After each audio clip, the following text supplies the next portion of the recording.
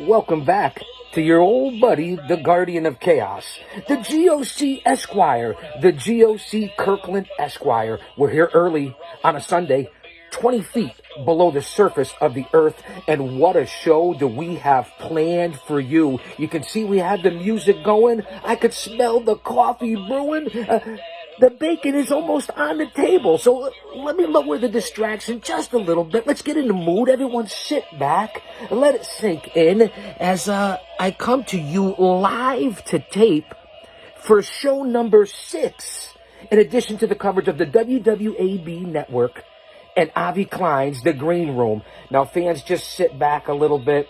We're going to run through what happened on round 1, night 3, which was last night. There were a lot of twists and turns. It was a roller coaster ride like no one else can provide but Avi Klein. So sit back and relax. Have a cup of coffee. Round 1, night 3, here with the GOC, your old buddy. So we have a lot to cover. We're going to go from pillar to post. We're going to give you the good, the bad, and the ugly. Now, don't forget to follow me on all social media platforms, whether that be Facebook and my good friend over there, Jay Brony. Follow me on Twitter, Twitch, YouTube, Instagram. You're not going to want to miss it. All the stuff that we lay out there, and of course, 7 nights a week. Follow Avi Klein and all his co-hosts over at the WWAB Network. Wrestling with anything but. And that's Monday nights at 6 p.m. The world's strongest podcast with Ken Patera. Tuesdays for the Double Dip. And that's noontime with Glacier Ray Lloyd, Breaking the Ice, and Avi Klein, which leads you into 5:30 p.m. Eastern Standard Time, Face Value and Bill DeMott with Avi Klein. And of course, Wednesdays, 7 p.m. Eastern Standard Time, Maintaining the Truth with Pretty Paul Roma and Avi Klein. On Thursdays, mahalo and aloha to Don Morocco and Making Waves at 5 p.m. Eastern Standard Time from the islands, the North Shore. Do you get it? With co-host Avi Klein. And of course, Friday, Road to Recovery with one Duke the Dumpster Drosy, or as I like to say, El Duque. And of course, Sunday nights, 8 p.m. Eastern Standard Time, that would be one Del Wilkes and Unmasking the Truth. It doesn't get any better than that, and there's more shows to come. Mark Henry. That's right, 2-time Olympian Hall of Famer Mark Henry has joined the WWAB Network, as has Kim Laurinaitis. There's a lot of shows that are going to be announced, and of course, let's not forget the original 4 of The Green Room and what happens every Saturday night live. And that would be one David Holliday, Howard Collado, a Mickey Doyleosaurus, and of course, the host with the most, the co-host with the most, and that would be one Avi Klein. That's what you get 7 days a week, an hour and a half to 2 hours a day live, sometimes more. But I'm here to cover one thing, and that is the 64-person single elimination bracket style tournament known, and who's to determine the host of the Green Room. We're in the middle of May Madness. It's going to last all summer. So I want you to sit back. As I said, follow me on all social media platforms. I'll give you a little opening monologue of what's going on. Everybody settle in, settle down. And this is going to be up today before you end up getting to the show tonight at 8 p.m. And that would, as I said, as I ran down the lineup, Unmasking the Truth with the Patriot Del Wilkes, Avi Klein, and of course, Pastor Andy McDaniel, and Wrestling with Faith. And who knows if David Holliday will be on Unmasking the Truth. But fans, I want to implore you, watch this product, see what's going on. It's the fastest, hottest growing movement in the entertainment industry. And then if you throw in what's going on between the Green Room, which, listen, there's been a lot of comparisons. It's been out there. It's rumor, speculation, whoever said it. A cross between Days of Our Lives and Saturday Night Live. Or perhaps a cross between, if you want to go a different route, a different angle, I'm just saying, a cross between General Hospital and SCTV for all you fans out there. It's one of a kind. It's unique. And there's nothing like it on this platform. And it's growing like you wouldn't believe. Over 1.5 million viewers per show. They're coming up on almost 4 million viewers in less than a year. I don't know. A lot of people talk about Joe Rogan, Avi Klein, Conrad Thompson's comparison. No one wants to be compared. The WWAB and all the multitude of legendary hosts and what Avi Klein is doing, it can't be challenged. It's on a different platform. It's not any better. It's different. Don't you understand yet? And then bring in, again, I'm going to get on to this. I'll keep the monologue short because we know that challenge might be coming up. Let's get on to the green room. Round 1, night 3. There were a lot of twists and turns, as I said earlier. Howard opens up the show as only he can, playing the guitar. Musician, unbelievable of what Howard Collado can do. A multi-talented guy. Yeah, a little... Does he maybe have a screw loose? Oh, I don't know. I'm just going by observation. I know I'm here as a competitor, as GOC Kirkland Esquire, but when I do this show on this platform, I'm impartial. And I put everybody over, and I talk about everybody, and I break down what I see from the eye test. As I said on the previous 5 shows of reviews and previews of the Green Room, I give you the good, the bad, and the ugly, along with the spittle. So sit back and relax. So David and Howard open up the show. David gives his little 2 cents, although he wasn't competing last night. He wasn't competing on night 3. He's up 1-0 against Jamie Sparling, his longtime friend. So David has to, as an original, hey, listen, he got screwed. Howard got screwed. We'll say it. Mickey's on the pup list, physically unable to perform. I get it. I understand the history of the Green Room that started back in September. We understand the history. We've researched it. And if you've been watching this show that's reviewing and previewing what's going on over there at the WWAB in the Green Room, you'll understand what's going on. So David talks about Jamie Sparling. They'll be coming up next week. That's going to, and David's up 1-0. So let's see what Mr. Miyagi, Jamie Sparling, walks on, walks off. I'm impressed. Let's see, because as Avi has said many times, David Holliday is the main event. He's the odds-on favorite. Go to Vegas, which a lot of people are. If you look in the book, Holliday is one of the favorites, if not the favorite. Okay, so he kissed Todd Bridges' ass last night. That's not here or there. What you talking about, Willis? I get it. We'll get on to that. But that gives you a little hint of what's going to happen here today. We have a lot to cover early this morning, so I'm going to try to get this so I can get it up this afternoon. It's going to be another beautiful, gorgeous day. So when you get a chance, watch this. All the competitors, all the people that were involved last night, watch this show.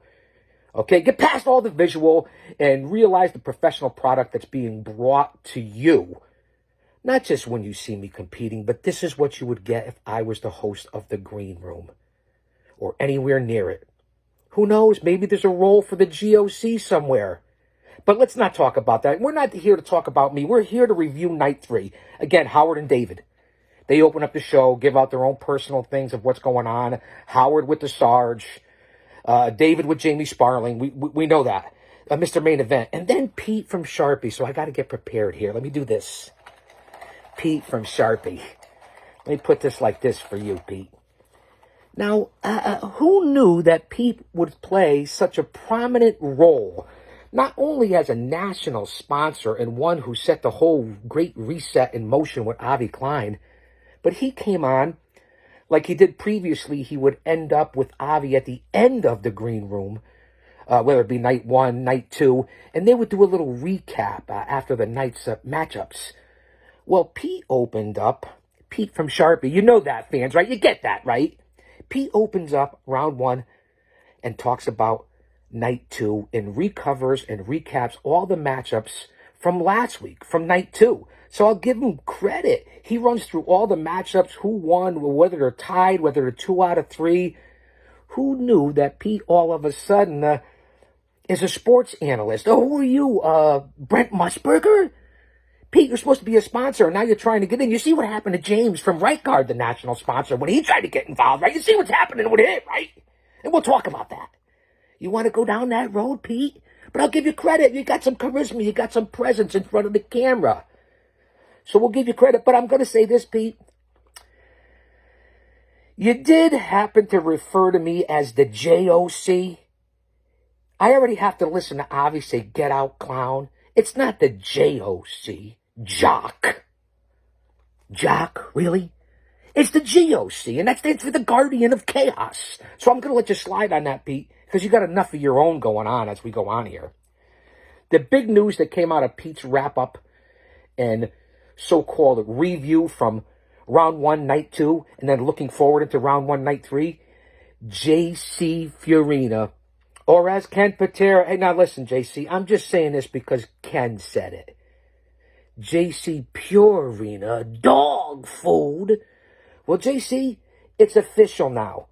Because of the alleged threats, and I'll say alleged, but Pete from Sharpie, the national sponsor who's behind all this, and one of the judges in this tournament, he said, you are now, because of the things that you did, I guess maybe you did try to fly out to Minnesota, but you got stopped. For the threats you made, you can't have that associated. You have been disqualified, my man. I was wondering when that was going to come up and when that was going to happen, because you left in a huff. You were in the last episode there, in your original matchup with the world's strongest podcast, Ken Patera, you were going out to Minnesota and you made threats. It's on the videotape, Purina. You can't get past it, JC. You remember what I said back then? Leaving on a jet plane. Don't know when I'll be back again. Well, welcome back, JC. You're disqualified. Get lost, get out. You're done. You had no chance. You came out strong, but you whittled out, kid. Somebody poured water on you. So you're all done. That was the big news that came out from Pete. Disqualified. So Ken Patera moves on to the second round with some of the other competitors that we know about and that we've talked about. So that was the big news. Back to David now and Pete. David comes onto the screen and Pete from Sharpie's still there. And then, of course, as I say it all the time, the production crew, Avi Klein himself, whoever's putting together the music and the video and the highlight packages and montages is second to none. I noticed that Jay Brony asked the same question and kind of got snapped at him. But Klein does it. Oh, okay. Well, just giving you a compliment. Jay was just giving you a compliment. Jay Brony's very active on Facebook. He's a friend of mine. Cut him some slack. He doesn't do the things that I do, does he? He's nothing but respectful. The occasional wisecrack, but I'll give him the paintbrush when I see him. I'll keep him in line. I gotta have an assistant. Everybody else had super assistant Alex, and we'll get on to that. So can't I have an assistant? Jay Brody. So we understand what's going on there. The video montages by Avi, they're a good 5, 6, 7 minutes.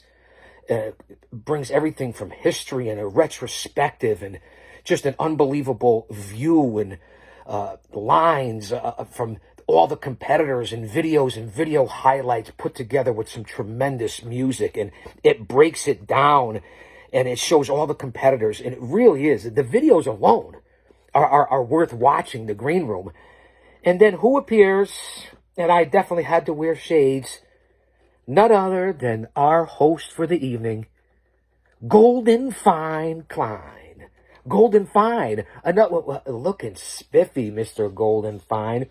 So let's kick on. Let that, as I like to say, and I used it way too many times, so I won't say marinate, but sit back and ponder that. Let's try to change the vocabulary and words around. Golden Fine Klein. Again, the video montages, I mention it all the time, but we start off like Avi has been doing the last several weeks when he gets into the green room. You notice the matchups in the lineup card and who he starts off and who's in the middle and who's at the end. It's kind of like a savvy screenplay writer, script guy, even somebody sitting in Gorilla, whoever's running the locker room, whatever you want to say. I don't want to give too many references because it's wrestling with anything but this is the green room. He starts off hot, hits you fast, captures the fans, gets everybody in and brings star power and legendary names right from the rip. Interesting people. That's what he's been doing. You see who he's been putting in prime time against certain other big organizations and then who he puts in the main event. So there's a lot to be said for that. The placement. So give Avi credit.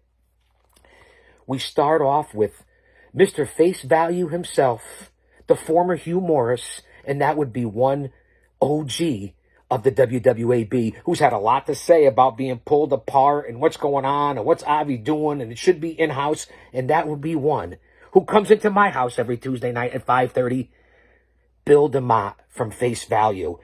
So now Bill gets on, and you don't know where Avi's going to go, who he's going to bring in. He could bring in somebody from the past, somebody from the present. No, Avi, he could bring in somebody from the future. So he talks to Bill. Bill says, finally, he's here. He's ready. Let the competition begin. It's always great to see Bill DeMott. And out of nowhere, who appears? Someone who not only have I been able to work with on some of the same events years ago, been able to be in the ring with and around, a gentleman who's still current and relevant to this day. Heck, we served on the same side for Judge Laurinaitis in the trial of Howard Collado. And that would be one, and they're old Jersey friends, and he really threw a curveball at Bill DeMott. If you were in Yankee Stadium, and Avi was the pitcher and Bill was the batter, here comes the curve, maybe a slider. Bill swings and misses, and who does Avi come out with? Crowbar. Perhaps one of the most interesting men that gives one of the best vignettes and promos in the history of pro wrestling. So he hits home. God bless you, thank you. Unedited, unscripted, that's what you get here. But he hits home. It comes up with Crowbar. Now, you know there's a big history. Bill DeMott trained Crowbar. They're from the same area. They're old buddies. This is student versus teacher. I really can't believe the history. And if you know the history and they oozed it, listen, there was a lot of mutual respect. DeMott was caught off guard like you wouldn't believe. And Crowbar, looking magnificent and still a guy that's relevant to this day. So nice pleasantries, but they realize it's competition. And you're going to see that as we go on. So Avi pulls out, now listen, Avi's thing. He pulls out the photo, whether it's going to be a single elimination, one and done, or if it's going to be a 2 out of 3. Avi pulls out a photo of one Bill DeMott. So it's 2 out of 3. So these guys aren't going anywhere. Here's the first challenge. A debate. And I still can't believe that Crowbar is back on the WWAB. What a challenge this ought to be. The first challenge is a debate between Bill DeMott and Crowbar. So this is what you have. Bill, on his first challenge, in favor of The Godfather versus Star Wars. That as the greatest of all time. Now, Bill is supposed to be pro-Godfather. Let me break it down and explain it to you the right way. DeMott has to debate or come up with a reason why he's in favor of The Godfather versus the Star Wars as the greatest of all time. And again, Bill is pro-Godfather. He lays out a beautiful scenario and leans towards The Godfather, obviously. That's what Avi presents. So that was very entertaining. Crowbar, in turn, has to debate the opposite and why he's in favor of Star Wars as opposed to The Godfather is the greatest of all time. Now, of course, Bill mentions all the Godfathers and the different history and the legendary stories. Again, this is pure satire and parody of the legendary mobs and stuff like that. Bill DeMott hits the history right on the money. He looks like he could be one of the hitmen from the mob, doesn't he? I'm just saying. And then Crowbar, really, now I'm not a big Star Wars fan or Godfather fan. Of course, I've seen them both. But Crowbar breaks down everything from Hans to Obi-Wan Kenobi to Darth Vader like he was in the movie himself. He kind of looks like he could belong in Star Wars. So he really laid out a debate that made me kind of watch Star Wars as opposed to The Godfather. I'm just giving you the good, the bad, and the ugly. And I'm giving you the eye test here on round 1, night 3 of the Green Room, the 64-person tournament to determine who's going to be the host. But we know that. So let's forge ahead. So we get down to the votes. We know the voters are Pete and Avi. Pete votes Crowbar. Avi votes Crowbar. And quickly, just like that, from the rip, after all the pleasantries, Crowbar's up 1-0 in this game. Now, Bill protests Pete. And remember what I said on the previous 5 shows and what's been happening here from the beginning since Pete kind of screwed over James from right guard, rode in as the money man, reset, spin the wheel. We know all that in the history there.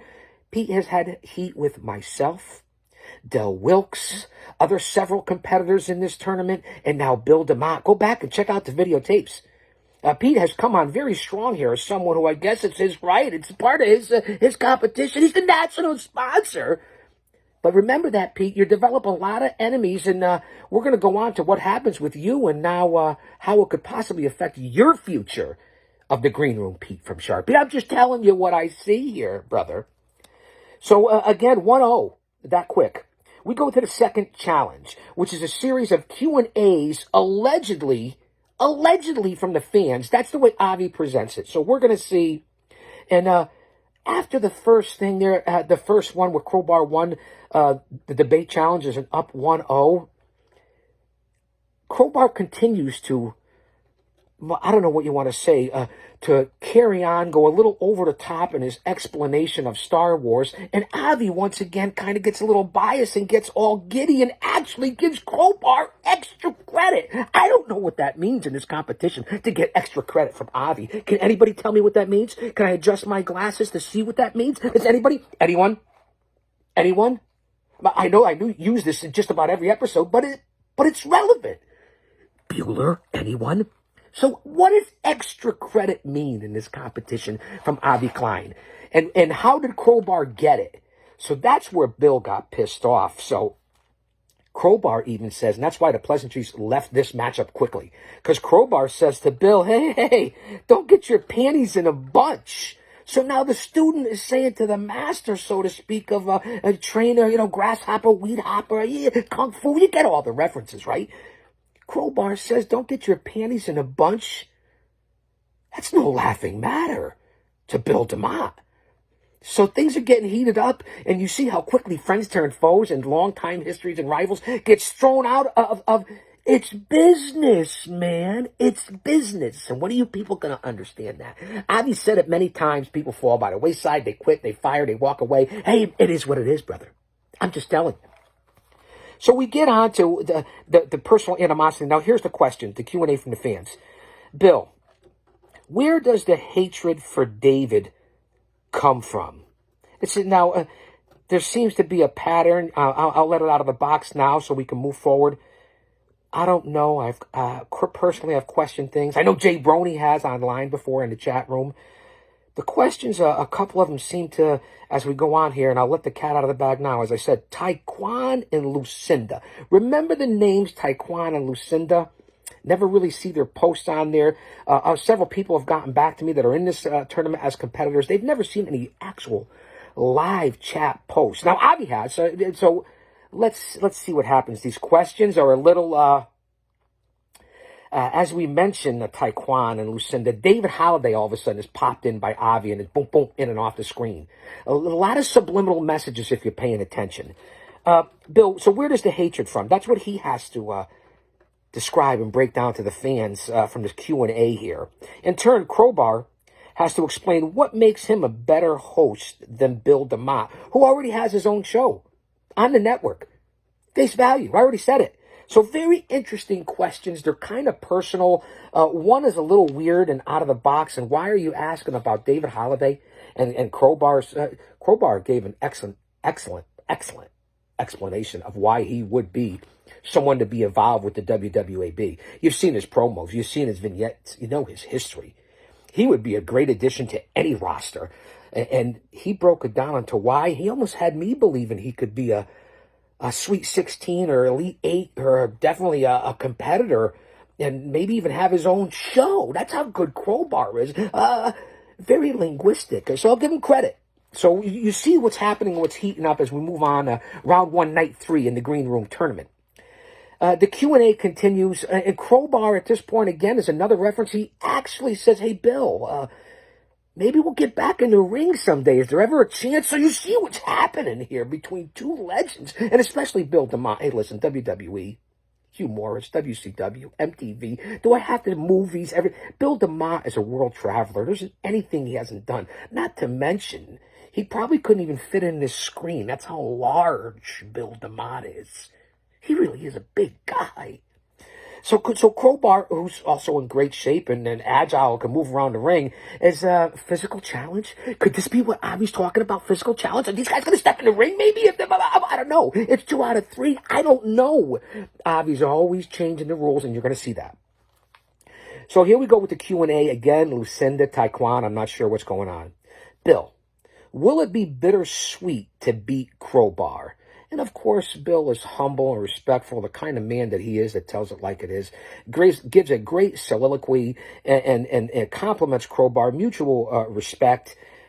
So he gives that question about Crowbar, which probably should have been the first question, very pertinent by Avi. But then he asks Crowbar, which Star Wars movie was your favorite and why? Back to the Star Wars, right in his wheelhouse. So I don't know where Avi's coming up. He's not presenting these questions. These are alleged Q&A from you, the fans, the viewers. I don't buy it. I don't see these kind of silly questions being sent through my email or inboxing. And Jay Brody says he doesn't see any of that in the chat room. And a lot of people get back to me that are even competitors that say they don't see these. So I don't know where they're coming from.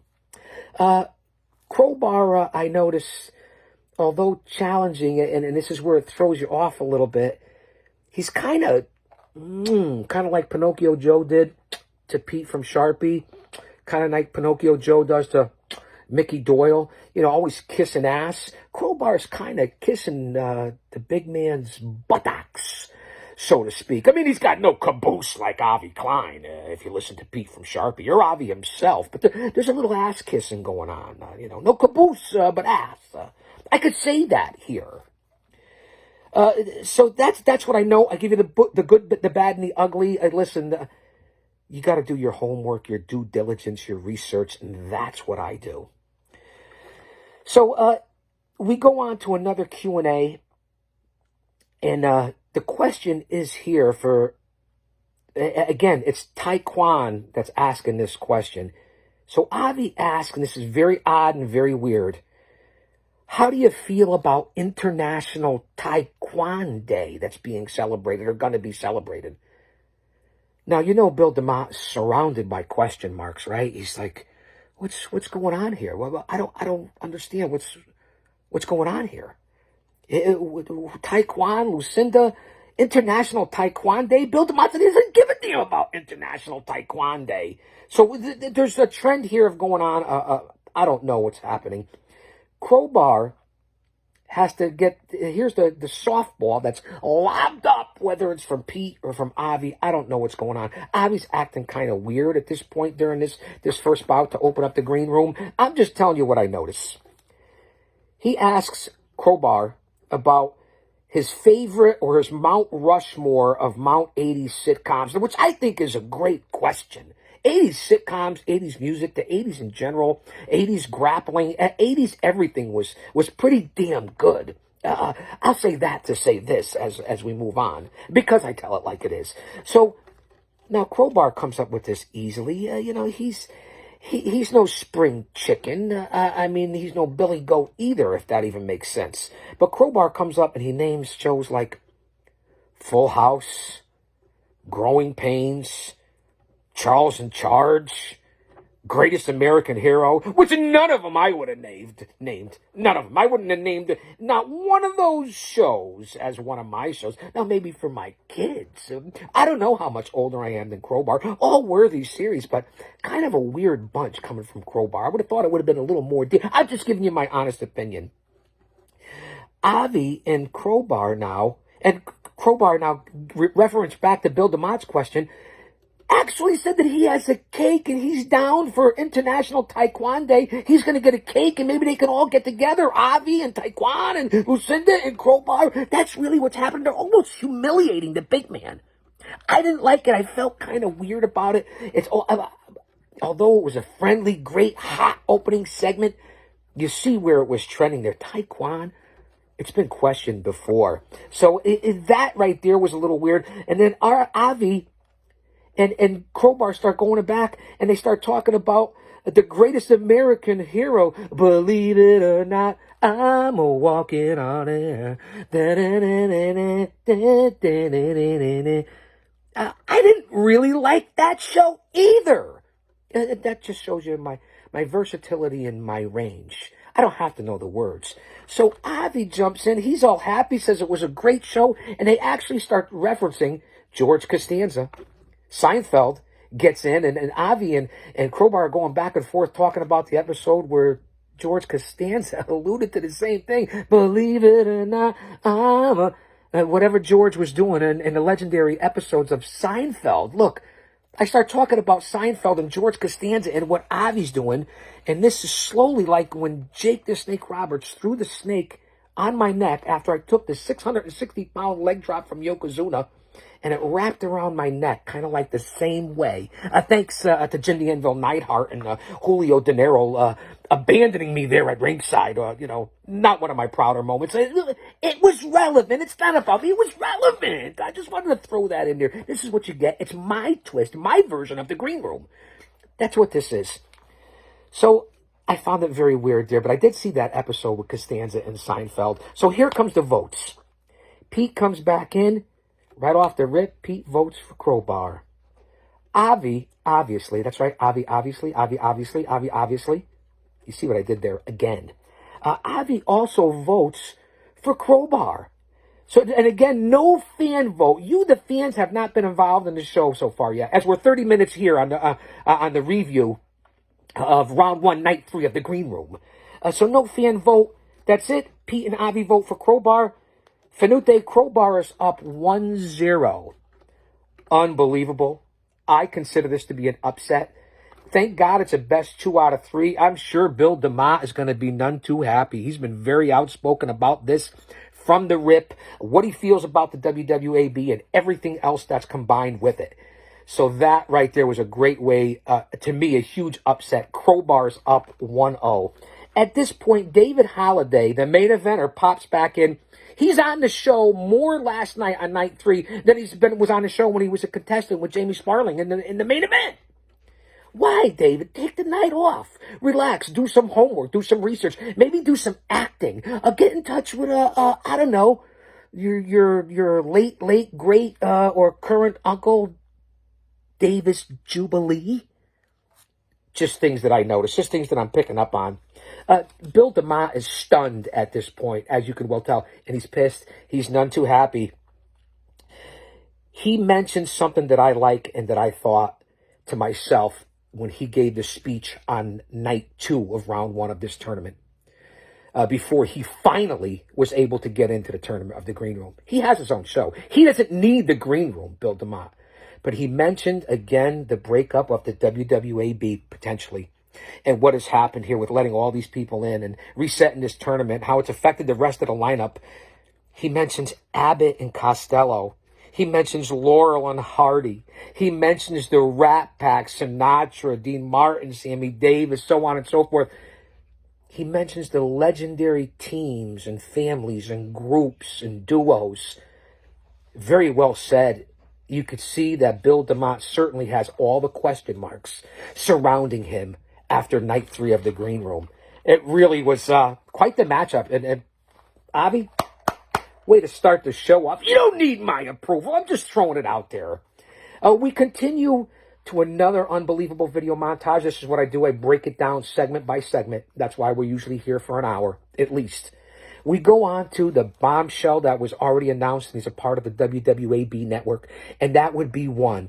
Sexual Chocolate, as I call him, but the 2-time Olympian, the world's strongest man, WWE Hall of Famer, on the #1 show in Sirius XM that beats every show on that whole network, and that would be one Mark Henry, who's co-host of Busted Open Radio, and now a part of the WWAB.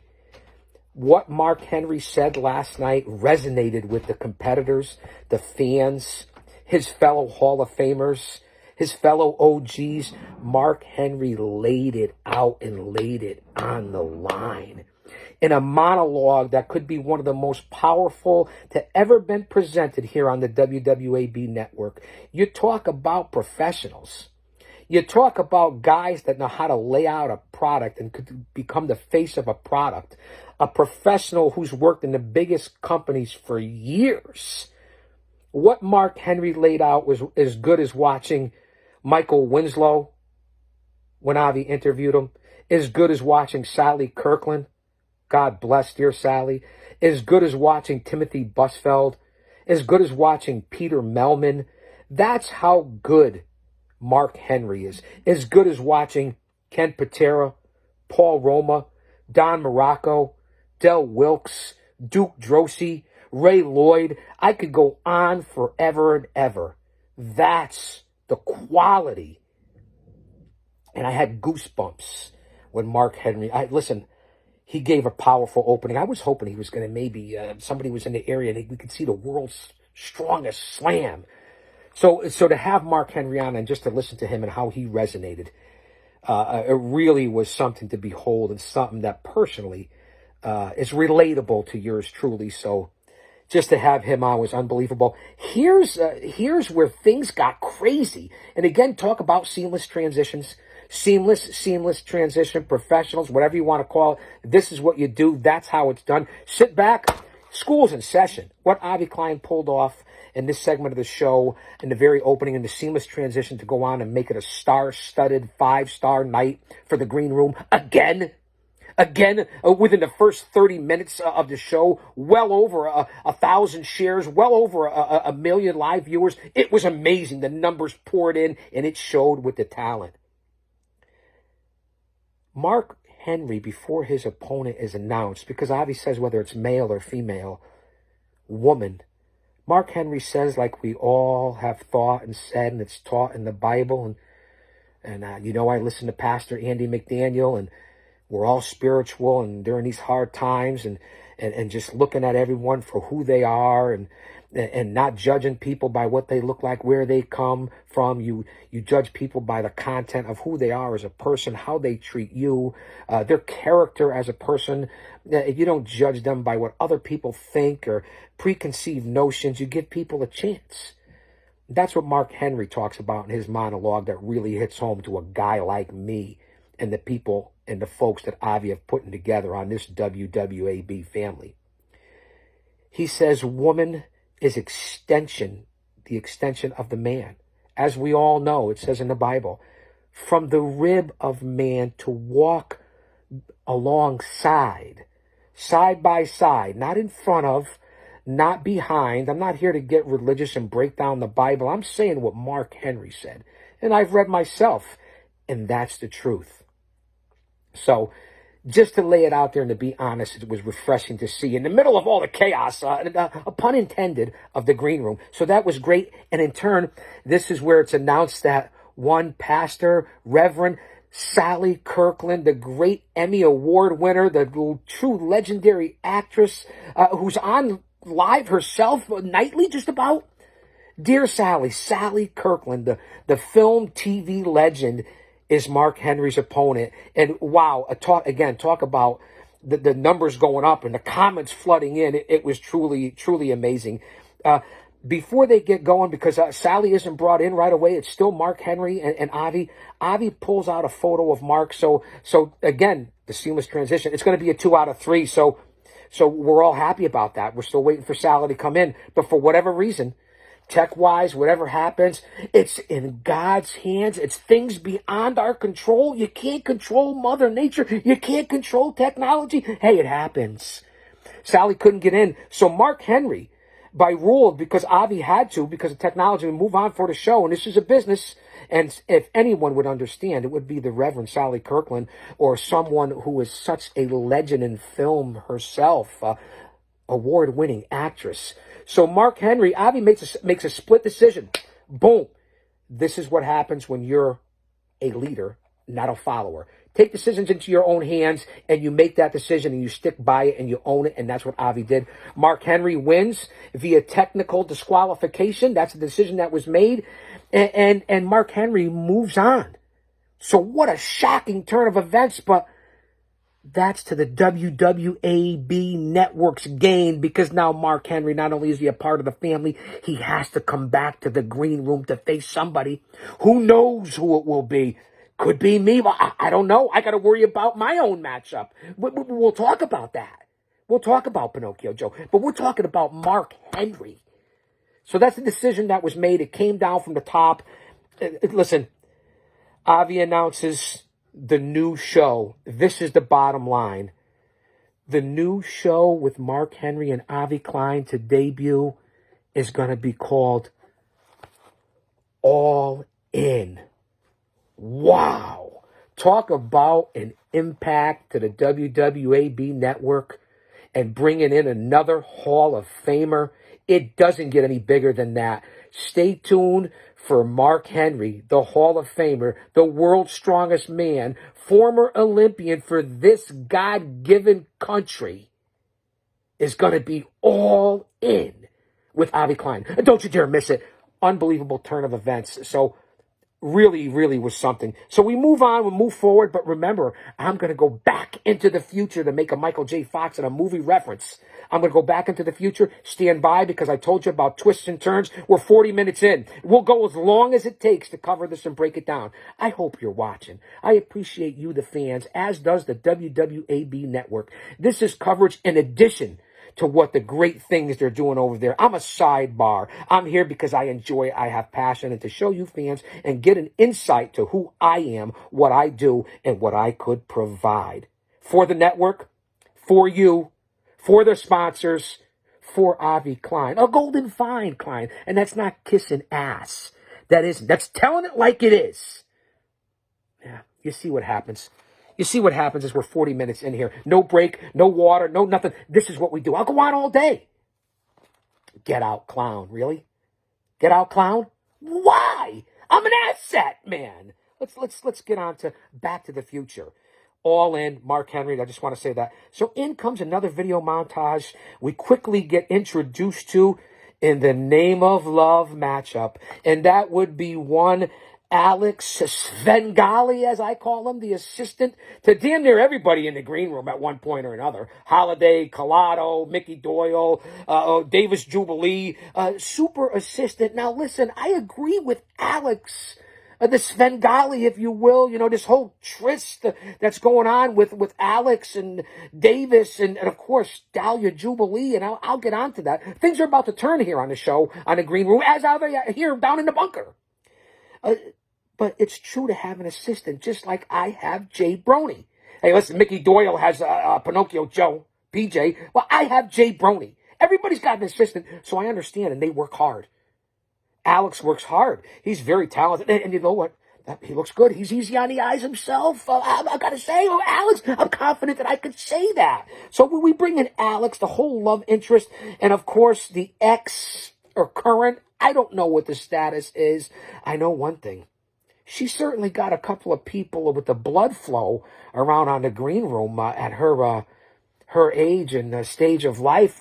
She still got the mojo, if you know what I'm talking about. Ask Pete from Sharpie.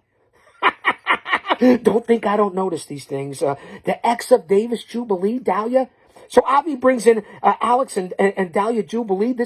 Listen, I've been looking forward to this one. This one ought to be very interesting to have here on night 3. Out of nowhere, Avi disappears. Out comes Howard Collado. I don't know what happens. Avi's gone. Vanish. I don't know who he is. Casper, the friendly ghost? I don't know. But we get reports and we hear, and again, this is live. Not like this. This is live to tape. Avi is live. We hear news flash that breaks through. Sally Kirkland is back. The issues have been cleared up again. You can't control destiny. You can't control things that are of biblical proportions. You can't control any of this stuff. Sally Kirkland is back. She's on, the award-winning actress who was supposed to go up against Mark Henry. But again, seamless transition. This is what I talk about. Howard Collado actually kind of breaks kayfabe, if you will, and starts talking to Reverend Sally about things that are very interesting out there. They start talking about the ministry, and it just, wow. Now, I don't know where this is going to lead. The fans don't know at this time. Jay reported to me he doesn't know what's going on. Obviously, still not on screen. It's Howard and Sally in a very engaging conversation, and Sally actually said that Howard was handsome. Wow. Howard must have been happy. But I got to say, Howard, very professional, handled yourself, and you got into a great conversation, impromptu, with Sally Kirkland, a true legend. And Sally, wow, she's still easy on the eyes. God bless you, Sally Kirkland. And she makes it back into the green room. So out of nowhere. Again, this is what happens on the green room. You never know what's going to happen. Avi's back, and who's in to challenge Sally because she's back in the competition? Pete from Sharpie, the national sponsor. Pete from Sharpie is in the competition. Listen, I think he's been getting warmed up. He's been doing these preview wrap-ups, review shows at the beginning. He comes in, he votes. He's well-versed. I like the hair, lack thereof. So what a surprise matchup. This was mystery night last night. Mystery Saturday night on the green room. And this is what happened. Sally Kirkland and Pete from Sharpie. Who knew? Who knew? Avi comes in, again, seamless, comes up with a trivia challenge. Here we go. This is another matchup in the green room. You never know what's going to happen. Sally gets the categories from Avi Klein. 80s basketball, 80s films, and 80s music. Sally Kirkland, boom, goes to 80s films. Now, Avi's going to jump off with a bunch of questions. Listen, what a smart category to pick for Sally Kirkland. It's not like she's going to pick 80s basketball, but 80s films, here we go. Avi doles out 6 questions. I'm not going to repeat them all. We'll be here for 3 hours. But he lays out a series of 6 questions. Sally Kirkland gets 4 out of 6 when it comes to films. You knew that was going to happen. She's an award-winning actress. Listen, she's a woman of faith.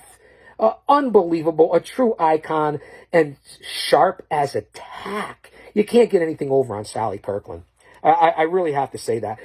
And wow, Sally knocks it out of the box. Again, true professionals. You never know who's going to show up. TV, film, music, sports, pro wrestling, entertainment. This is what you get in the green room.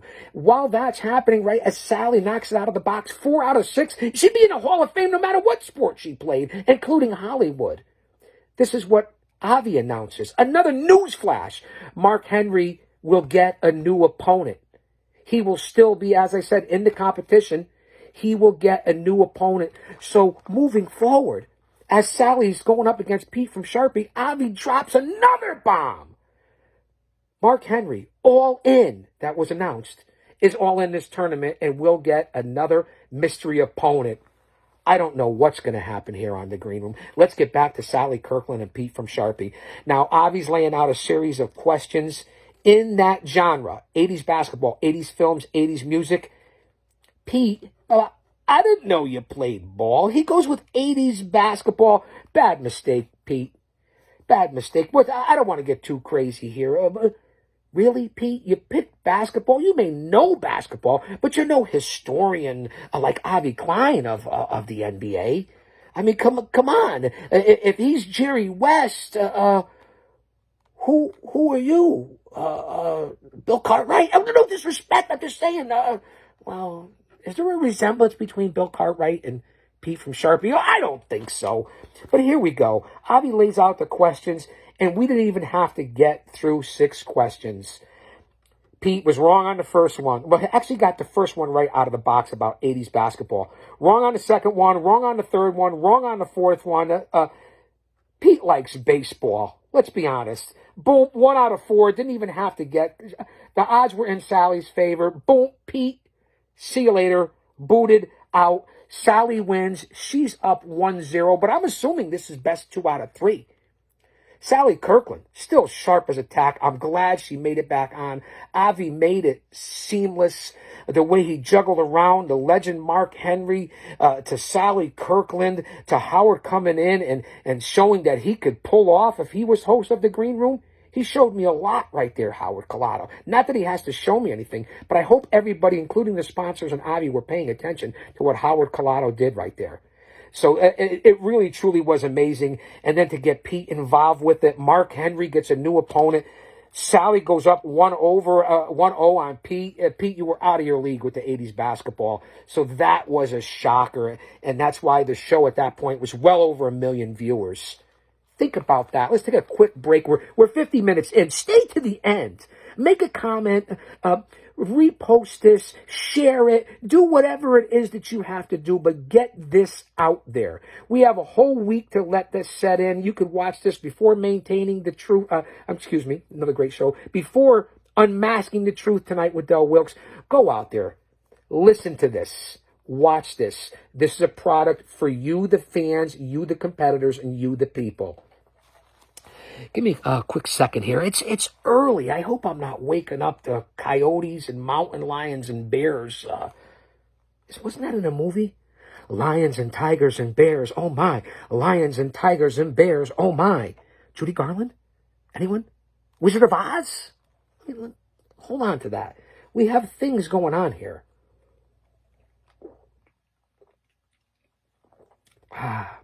Sugar-free. See, there's no one here to bring in while I'm taking a break here. Like Avi could take a sip off his tea or coffee or whatever beverage of choice. And he usually has Holiday or Colado covering up for him. I don't have anyone here to cover up for me. Jay Brony doesn't live here. He's on a train somewhere. I don't know what's going on. He hasn't called me or anything. It's not shtick. This is true to reality. Did I say that? So unbelievable segment. We bounce back here on round 1, night 3. There, my reference to Back to the Future. Stay with me. We go back to the super assistant Alex and Dahlia Jubilee. Alex is very effervescent, wouldn't you say? And Dahlia is muy caliente. Hey, listen, she still got it. Pete, would you agree? Pete from Sharpie? Here's the first challenge. First off, Avi pulls out a photo, and it's a photo of Alex. A face only a mother could love.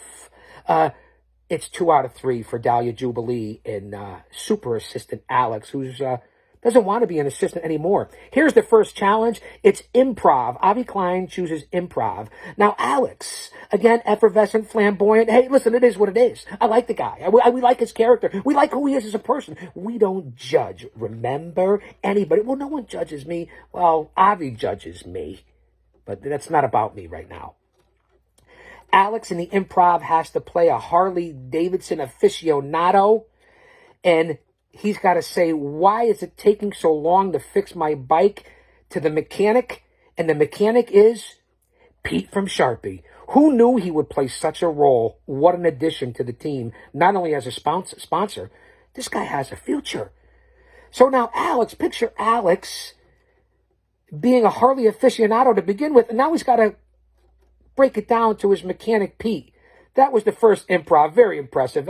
Listen, Alex and Dahlia did a great job in their whole performance on the green room. They really did. They put their best efforts into it. It was highly entertaining. It was a nice transition through the show to keep the levity and energy flowing throughout the green room on night 3. Dahlia had to play a bouncer at a nightclub hitting on Pete. Therefore, my reference to Blood Flow Pete, whether it be Jessica or Miranda or Maria or, I don't know, maybe Mindy in the future, and now, really? Now Dahlia Jubilee? Who are you, Mickey Doyle? Let me find out, Pete. You seem very engaging. Anyway, pretty interesting, Dahlia being a bouncer. I mean, here's a lady 5'1", 5'0", the silver hair, the impact of her glow, and she's a bouncer. She pulled it off. She did well. We go on to the second improv. Dahlia has to play a frustrated girlfriend of Davis Jubilee speaking to psychiatrist Pete. Now, this hits close to home. This is what I think is going on. I mentioned it in my last preview, show number 5. You're here, show number 6, live to tape, down in the bunker, covering the green room. So that wasn't too far off. So Dahlia, I kind of felt like I was sitting on a session of the Serene Room, or actually an actual counseling session. Pete, you impressed me once again. So Dahlia, very frustrated. Choose some ice. What do you want me to tell you, Dahlia? You picked them. And then Alex has to play in his improv. Now, neither one of these folks are actors or actresses. Alex has to play Davis Jubilee trying to get a workout with his new trainer, Pete from Sharpie. So Pete handling several different things, to being a mechanic, to being a patron, getting hit on, to being a psychiatrist, to now being a personal trainer. Geez, Pete. So now Alex really hit it out of the box. I'm going to say that to say this. It was, he really went at Pete. These skits were fantastic, the improv, if you will. We move on to the next improv that Avi throws out. Dahlia has to play a laid-back, sort of mellow Fortune 500 company owner with Pete, and that the skit was just acting like she, was mellow and laid back as she was trying to talk to Pete, and he was trying to warn her about certain things at this Fortune 500 company. She did good. She was very laid back. Maybe she talked to Miranda in the Serene room, but well done by Dahlia. Intern Alex had to be an ultra-depressed serial killer who talks to Pete, who's the victim. Where did you come up with this stuff, Avi? An ultra-depressed serial killer? Well, Pete, not for nothing. I hope that's not true. You were well, no, let me not. I said Pete. I meant to say Alex. Pete, we don't want you to be a victim here. So Alex, totally not in his character, but shows his range. But Alex, a high energy, effervescent, flamboyant, if you will. That's what I said. So both of these folks really did hit it out of the box. I want to go to the votes through this. The first vote, Pete voted for Dahlia. Again, I don't know what's going on, but Pete voted for Dahlia. Not saying it's a bad vote. Avi, in turn, voted for Alex. Okay, so we go to the fans' vote, because it's tied 1-1 here with the votes through the improv. So finally, the fans get involved. Remember, Pete voted for Dahlia. Avi voted for Alex. They're tied 1-1. The fans vote. Bang. They came in fast and furious, and the fans like Dahlia Jubilee. I was surprised. I thought it would have been a little bit closer because they both performed fantastic. Bottom line, Dahlia's up 1-0 in this improv debate. We go on to the second challenge, which, not an improv debate, an actual debate. Okay, here's the first question. Alex, why do you think Mr. T is the greatest actor? Now remember, Dahlia's up 1-0. Here's the question, the second challenge debate, Alex and Dahlia. The question from Avi, why do you think Mr. T is the greatest actor of that genre? Believe it or not, I'm going to point out this because I say the good, the bad, and the ugly. Alex didn't know who Chuck Norris was. Didn't know who Rob Van Dam was. Didn't know who Steven Seagal was. But I guess he knew Mr. T. Boy, I'll tell you, that segment right there was hilarious. So Alex did okay with Mr. T on the debate challenge. Dahlia, in turn, had to say why the California Raisins were underrated as performers. The California Raisins. Where do these questions come from? But again, you never know. He doesn't give you any previews. He doesn't tell you any clues. The California Raisins. I heard it through the grapevine. Just about to lose my mind. Honey, honey, I wanna be my baby. Do. The California Raisins. Well, listen, what a challenge. Both competitors, again, did well. Dahlia and Alex knocked it out of the box. The California Raisins, Mr. T. Where are we going on the green room? The debate continues. Alex was asked by Avi, and here's the debate, why his love for Dahlia exceeds hers for him. This is where it got a little mushy. This is where people had napkins and tears and kumbaya, amor, whatever it is, kind of, I don't know. Alex pleaded his love for Dahlia. This is where it got really personal. In turn, Dahlia was asked by Avi, vice versa. Why does her love exceed Alex's for hers? Amor, como si bella. So it kind of got a little sick and disgusting at that point. But we go to the votes. Pete votes Alex. Avi votes Alex. I was surprised. No fan vote. The fans, although very active in the chat, did not play a big part in the votes. So now we're tied 1-1. It's tied 1-1. We go to a tiebreaker. Avi's going to make it simple because he's always changing the rules. We're going to do this. We're coming up on an hour. Alex calls. Heads or tails? Tails it is. A simple flip of a toss for sudden death. a flip of a coin. It's like we're at the Super Bowl. I don't know if anybody bet on the odds. But Alex wins. The bottom line, Alex up 1-0 in the best of 3 against Dahlia Jubilee. This was an impressive matchup. Alex, super assistant over Dahlia Jubilee. So there we go. We're 1 hour in. Don't go anywhere. We still have a lot to cover. We're getting up to the 5th matchup of the night, and that would be former national sponsor, current national sponsor, I don't know, RG James from Right Guard against, I don't know, Jay put this out there in the chat. Is she Gucci or a knockoff? The podcast queen, the long black hair, very arrogant, but very entertaining. Is Jessica Gucci or knockoff? Leave a comment. You tell us. I'm not saying it, Jessica. It just was said out there in the chat room. Jay Brony said it. And again, James from Right Guard. Now remember something about this from night 2.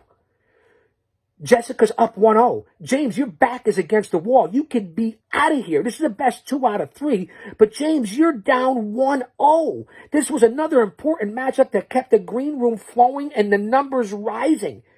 James, again, I'm going to refer to it. I don't know. Jay said it. He texted me last night. He put it up in the chat live. What happened in Vegas? What happened in Vegas between you and Pete, and now you're both involved here? A couple years back, what happened? It's going to come out. I have people on it. Not only that, James, 20 years ago when you originally hooked up with Avi and wanted to be his first investor, what happened there too? We got bits and pieces, but there's a whole tryst. You talk about Davis Jubilee, Dahlia Jubilee, and Alex. What about Avi, James, and Pete connection?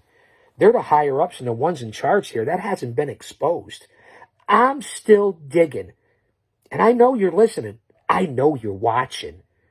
We'll see where it goes. Whether I'm in it to win it, I get bounced, I move on to win, it doesn't matter. I will find out one way or another. So Alex is up 1-0. We go into another excellent montage. Yes, congratulations, Avi Klein. I love your work. RG James against Jessica. Jessica's up 1-0. This is an elimination. The first challenge is an improv. James has to be a half dog, half human, trying to get adopted by who? Again, one Pete, who plays his biggest role ever since the Great Reset by Avi and Pete for this tournament, where Howard and David did get screwed. The green room screw job. Pete is involved in, again, the biggest night he's been involved since the reset. So now, James is half dog, half human, trying to get adopted by Pete. This was hilarious. I will say that. James, you stepped out of the box. You looked a little tired last night, James. What has Jessica got you running ragged because you're down 1-0? What is Avi putting pressure on you? Right guard putting pressure on you, James? Were you ready last night? You did okay. But something's going on. Jessica's improv, again, neither one of these folks are actresses or actors. Give James and Jessica a lot of credit. James went from being a leader to being thrown into the fire as a competitor because he wants it that bad. I think he should have stuck to being a sponsor. Jessica has to play a school teacher on a first date with Pete, but she can't stop laughing. Now, you remember back to night 2, I think there was a little something going on between Pete and Jessica when she had to persuade him to watch a movie. I remember these things. Go back and watch this because it's there. Go back and check out the replay of the green room. It's there. So that was pretty entertaining. And I think Pete is a little bit like Mickey Doyle. I've been saying it when it comes to the women. There could be something in the closet. Hey, listen, we said it. And I'll get on to Todd Bridges because that was an excellent part of this show. Everybody has a past. Everybody has a past. And I'm letting it slip and giving away a spoiler. Different Strokes. 92 different films. Todd Bridges is coming up. Don't go anywhere. Sit right there. Back to RG James. James from Right Guard and Jessica. So we go to the laughing where Jessica has to play a school teacher. Again, Pete very involved in this. We go to the next improv challenge, which continues. Now, James is a tired, sleepy, disinterested cable guy who's trying to help Pete sell cable to Pete. James seemed very disinterested in this improv, that's for sure. I don't know where they come up with. I don't know where Avi comes up with these challenges. It makes me grab my head and scratch my head. Very interesting. So James, very sleepy. You looked a little sleepy, James. Trying to sell cable to Pete. I don't know the connection there. It's a little weird to me. I'm just throwing out what I observed, the good, the bad, and the ugly. Jessica now in her improv has to play a doctor who has a memory loss and forgets everything about her patient, Pete. Another improv challenge that I got to say, she did well. Let's move on to the second challenge, which is a debate. No votes yet. No votes are in yet. A lot of comments coming in through the chat room. The show's going seamless. The numbers are increasing and staying the same. What a night. What a night night 3 was. Here's the second challenge, a debate. James has to say and convince why gummy bears are the greatest ice cream topping of all time. I don't like gummy bears. Well, CBD maybe. Those are legal. CBD gummy bears, yeah. Those I could go for. But James is trying to say why they're the greatest topping on an ice cream. In turn, Jessica has to say, why is caramel topping the greatest topping of all time on ice cream? So both debates that went out there, they both made their points. I think Jess was a little stronger. I don't like caramel or gummy bears. So they both put their best effort in it. I'll give both competitors credit. James is down with his back against the wall. Jessica's a little arrogant, very full of herself, but she has the right to be. She backed it up. She's up 1-0. Let's go to the votes, okay? Pete votes James. Avi votes James. Wow. James jumped right back into the fire. He's up 1-0 in this challenge right now against Jessica. So Jessica not being that nervous from what we saw on the green room. Here we go. The next debate, James has to say, who do you want eliminated and why? Very interesting questions, and it exposes a lot of details. James attacks, out of all the competitors, Alex, that was just on against Dahlia. Alex, the super assistant. James wants him out of the competition. In turn, Jessica, who do you want out of the competition, Avi asks. Avi goes right for the Queen of the South, as I call her, who's embroiled in a bitter feud with Miranda right now. And that would be one Maria. Jessica made no bones about it. She wants Maria out. She considers her not worthy, doesn't belong here. Just like James said about Alex, he's an assistant, will always be an assistant. He doesn't belong here. Two very revealing thoughts. Again, Miranda and Maria are embroiled in a bitter feud right now on the green room in this competition. Jessica throwing her hat into the fray. So two very exposing things there. Alex and Maria. Jessica and James want you out. I don't know what that means. Next, James has a method of, odd, weird question, a method of how to torture Avi Klein.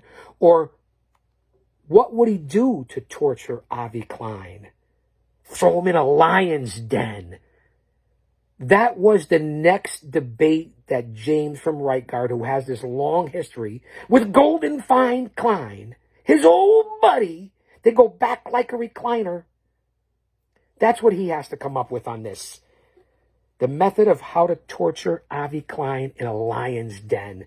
Very graphic. In turn, Jessica has to describe how she would torture Avi Klein. She said, or the debate was, the challenge was, in a lava pit, a boiling hot lava pit. And Jessica went on to describe in detail of how she would boil Avi Klein like you would boil a stew in hot lava, kind of like a hot knife through butter. Wow, how graphic. The hairs of my chinny chin chin are standing up. I'm just going to say that to say this. The votes came in. As I alluded to, nothing has changed. Pete and Avi both voted for James. And I'll say that to say this. This was a close competition. James had his back against the wall. He came out not only as a former national sponsor, a current national sponsor, he came out as a legit contender. It's tied 1-1. James and Jessica, they'll be back for another matchup, which will be a basically single elimination. Jessica and James tied at 1-1, night 3 of the Green Room. Let that, as I said in the last episode, and I'll say it now since I haven't used it yet, let that sink in. Let that marinate. Wow, tied at 1-1. May Madness continues. Next, we go to David and Howard, two of the OGs, the originals of the Green Room.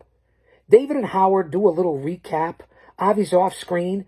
I like the banter between the two originals who did get screwed by Avi Klein, by Pete, by this whole situation. They're talking about Bill DeMott, Sally Kirkland, Mark Henry. What a night it's been. The surprises, the legends, the icons. They even talk about, I find this kind of crazy, David talks about the Jubilees. Davis and Dahlia. So very interesting in the middle of the show as an intermission, so to speak, as we're an hour and 10 minutes in on this review of round 1, night 3 of Avi Klein's The Green Room single elimination bracket style tournament. David and Howard talking about the legends in the night of night 3. I found it interesting. They have chemistry, David and Howard. So let's move forward, because here comes something that we never expected, and I alluded to it a few minutes back, so I gave you the spoiler. Too bad. I'm sorry. I apologize. I had to. It was relevant. On comes of 92 films, as I said. TV, film, theater. Lived a life of hard knocks. A man of redemption. A great family man. This interview opened up my eyes. I knew of his story. But people like to focus on the negative when this man is nothing but the positive. And how he brought up and taught the world and lived in the world at the same time. What an act to juggle. Who does Avi Klein bring in on a mystery night on the Green Room? Another legend of film and TV. In one, what you talking about, Willis? Todd Bridges, of Different Strokes fame, and many, many other shows, from Roots to all kinds of different shows, and Todd Bridges keeps it real.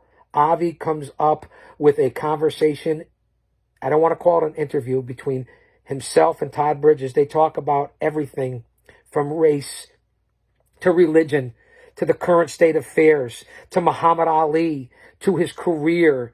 And Todd Bridges kept it real. Again, Avi, you pulled it off. In the middle of the Green Room, mystery opponents, mystery stars, interviews, legends, icons. And then they talk about the book that Todd Bridges put out. Raw, unscripted, unbelievable, tell it like it is. Killing Willis. Go out and get the book by Todd Bridges, Killing Willis. I haven't read it yet, but I know I'm going to go out and get it, and I'm going to read it. Because Todd Bridges is an actor for the ages. A story of hard knocks, coming from the streets, coming from Hollywood at the same time. Making it, having his own demons, overcoming them, and becoming the man that he is today. A man of faith, of character, of telling it like it is, of honesty, of reality. And just like Mark Henry did earlier, Todd Bridges laid it out. Ain't no half-stepping. What an interview. Very eye-opening, very interesting. Everything from Different Strokes to Roots, and of course the book, Killing Willis. And you know what even made it more unbelievable? Again, Avi pulled it out of the hat. Mystery Saturday night, the 6th matchup of the night. Todd Bridges is in the competition for the Green Room. And who comes in? The infamous, famous actress, I don't want to say infamous, Diane Franklin. Google it. Go out right now. The unbelievable actress, Amityville Horror, all the different movies that she's been in. Career actress from Hollywood. Still a beautiful lady, intelligent.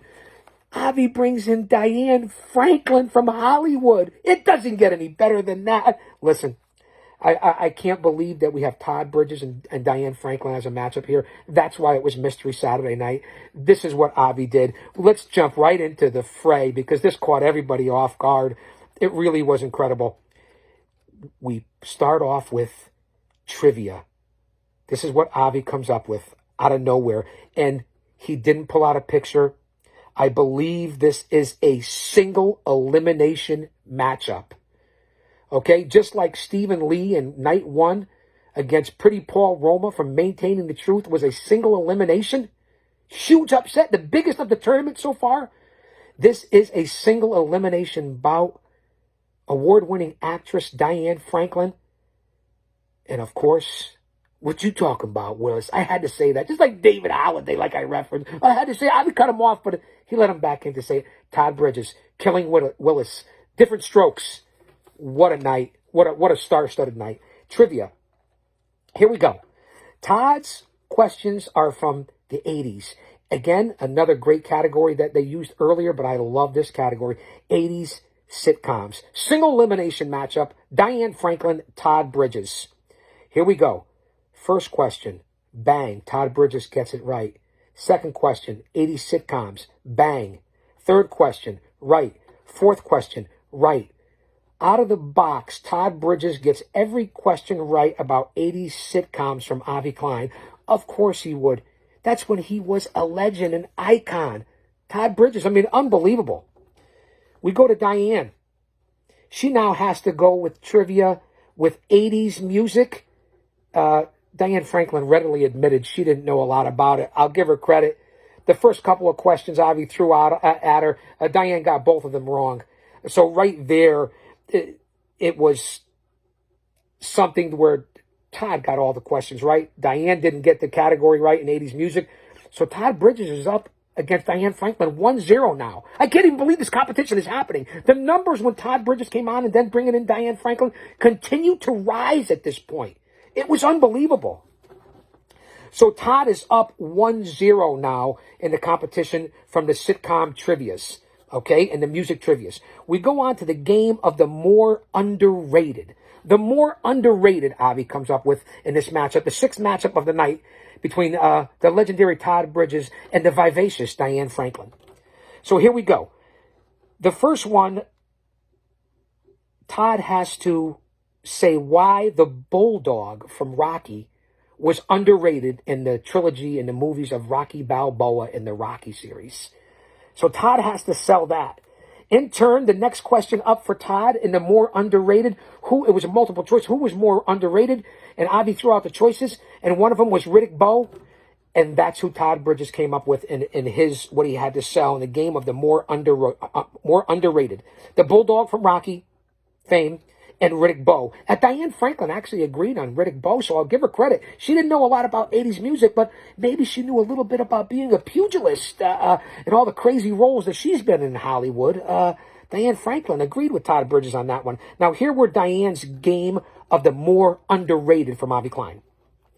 Why are libraries underrated? And Diane Franklin, a smart lady. Hey, listen, unbelievable. She gave out a pretty damn good explanation of why the public libraries and libraries in general are underrated. In turn, what was a multiple choice question, and I happen to agree with this because down here in the bunker, there's hundreds of thousands of them. What's the more underrated and sell it?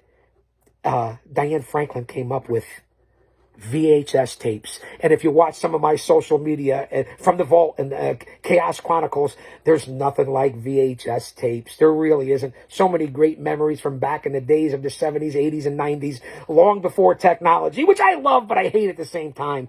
So it really was something. So Diane came up with VHS tapes, and I agree with her on that. This has been a great segment thus far between Todd Bridges and Diane Franklin. So here we go. The votes come in. It's a single elimination. I couldn't believe what happened here. Todd wins. 1-0. He sold it. Diane Franklin, as quickly as she came in on Mystery Night, another TV film legend of the big screen, as quickly as she came in, Todd Bridges eliminated her. This was a single elimination bout. Todd Bridges wins this 1-0, and Diane Franklin, unfortunately, has been eliminated. Hey, listen, just like Paul Roma was eliminated, just like Judge Pompous Maximus was eliminated, however, he was eliminated, just like J.C. Farina has been disqualified, just like other contestants have dropped out and walked away, and people wanted to go back to independent wrestling. They weren't ready to step up their game. People have been fired. People have just dropped off and fainted. A lot of things have happened here with competitors and through this tournament, and we're still only in the first round. So Diane Franklin, a part of the WWAB family, Finito, Todd Bridges, Different Strokes, the book Killing Willis. And then he ends this segment with a strong message, Todd Bridges, about our veterans and our military in this country and how they're not being treated the right way and how we should all do more. Pay tributes to our vets, our veterans, our military, our law enforcement. And he put out a message on vets and veterans of this country that really hit home, especially to a lot of the people on this WWAB network. So Todd Bridges, it was unbelievable. In that matchup, Diane Franklin, do I need to say any more than that? What a show it was. There's the results. There's the review of Avi Klein's The Green Room tournament. Round 1, night 3. I hope you stayed for the whole time. We're an hour and 20 minutes in. I'm almost done, almost ready to wrap it up. Avi comes on and he ends night 3. And again, it truly was mystery night. I'll keep this under an hour and a half, and I hope you stayed to the end. Avi, thanks everybody. Couldn't thank the fans enough. What a successful night. He shows a video montage for what's coming up next weekend, which in this country is a great weekend. The pandemic, there's a light at the end of the tunnel.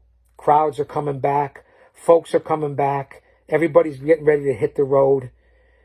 If we kick this in the ass, you still have to be safe and smart and do the right thing. Protect those around you and your family and your friends and your loved ones.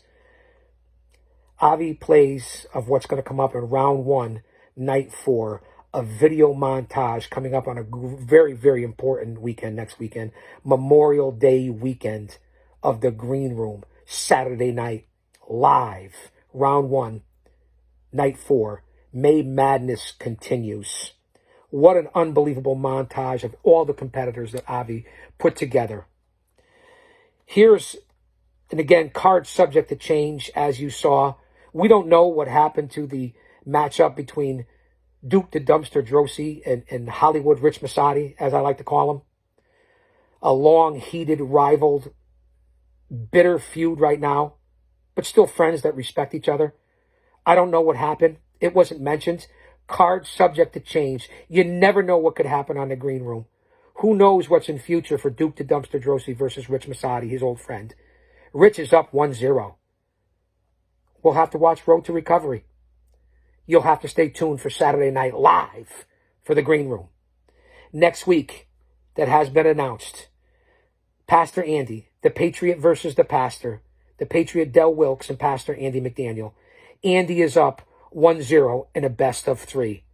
That's going to be a matchup of biblical proportions next week. Making waves every Thursday night, Don Morocco, the Hall of Famer, the legend from the islands. Mahalo, bro. He will be there on night 4 with his mystery opponent. Who knows what's in store? Once again, the Murder Hornet versus the Killer Bee. The very intense Eric Heron will take on Cauliflower Alley President B. Brian Blair. Now, this is the only matchup that is tied right now. It's actually a draw. So the Murder Hornet, as Jay Brony calls him, the Lone Wolf, Eric Heron, against a Buzz. I always like to say this. A Buzz. B. Brian Blair. We also have Preston Present, the time traveler from who knows where, takes on the Spitfire, the very, very charismatic daughter of Mickey Doyle in one Sammy Doyle. Very easy on the eyes. Preston Present, time traveler, you got your hands full with Sammy Doyle. We also have the return bout. This gentleman is up 1-0 in the best out of 3. Fred Ottman, a.k.a. Tugboat, Typhoon, Shockmaster, woo-woo, takes on Brian Clark, a man who served this country. Wrath from WCW, Adam Bomb. This is a best out of 3. Tugboat is up 1-0. Fred Ottman's up 1-0 on Brian Clark. This is going to be a matchup of mammoth proportions. As I said once before, the irresistible force meets the immovable object. Also, making his appearance in a highly anticipated matchup. He's healed up. He's on the mend.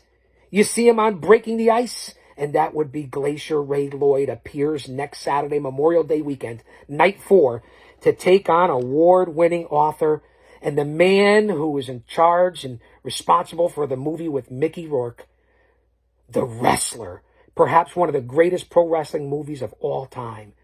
The Wrestler, Evan Ginsberg. Talk about a battle of wits.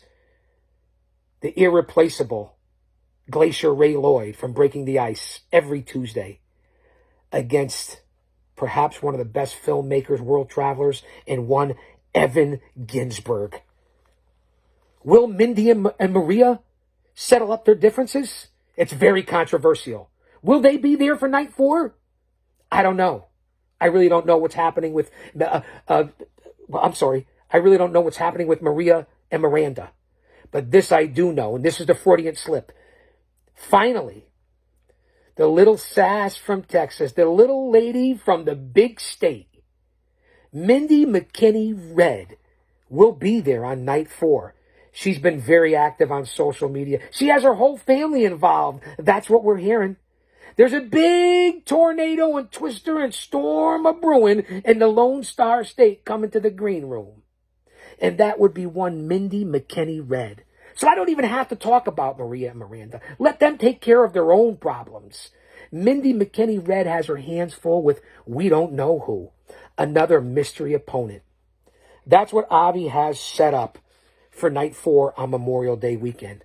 Also, the first round matchup of one of the originals, Howard Collado, entertainer extraordinaire, takes on one Sergeant Ralph Murray, who's been very quiet. A man who walks softly but carries a big stick, who served this country. A brother of mine from behind the walls. The ultimate respect. He doesn't have to say much. But he's got his hands full in a battle of minds with one Howard Collado. You got screwed too, Howard. I'll say that to say this. You're not going to want to miss that matchup. Howard finally gets his revenge, at least in his mind. We also have the return bout from the main event of night 3. And that would be Mr. Main Event, Avi's odds-on choice, David Holliday to take on Mr. Miyagi himself. Mentor to young students, one Jamie Sparling. Now David's up 1-0. It was the clean sweep last week in all the challenges. David Holliday's the real deal. He's legit as they come in this competition, in this WWAB network. He's a force to be reckoned with. He's the odds-on favorite in Vegas. Go to the sports book. He matches up with a longtime friend, and we know the history. Next Saturday on Memorial Day weekend, live, David Holliday, Jamie Sparling. Also, from the Brood, WWE alumni, the Vampire Warrior, Gangrel makes his appearance against another mystery opponent. So you think this mystery Saturday night, as I adjust here at the end, coming up on an hour and a half of the coverage, Gangrel shows up on Memorial Day weekend. Again, card subject to change. As I said, who knows what's going to happen in that cat fight? I really don't care. I have no dog in that fight yet. I don't know what's going to happen with Pinocchio Joe and yours truly. I don't know what's going to happen between GOC Kirkland Esquire and the Doyle henchmen. I know that it's 1-1 now, and you're in my wheelhouse. This isn't your wheelhouse, Pinocchio Joe. It just isn't. It's my wheelhouse. Any wheelhouse is mine. So I don't know when we'll be back. Will it be next weekend? What will happen? There's supposed 10, 11, maybe 12 matchups next week on night 4, round 1 of the Green Room Tournament. So stay tuned to all social media platforms. Follow Avi Klein. Follow all the competitors. Follow yours truly for all the information. I'll keep you updated and in the loop. And stay tuned for my live broadcasts. Pinocchio Joe, keep digging that grave. I'm coming for you. Green Room, I'm coming for you. What a great show, a great night. I'll be back with show number 7 to preview the information I have for night 4. And then, of course, I'll be back to review it when it's over. So I'll say that to say this. Don't you dare miss it.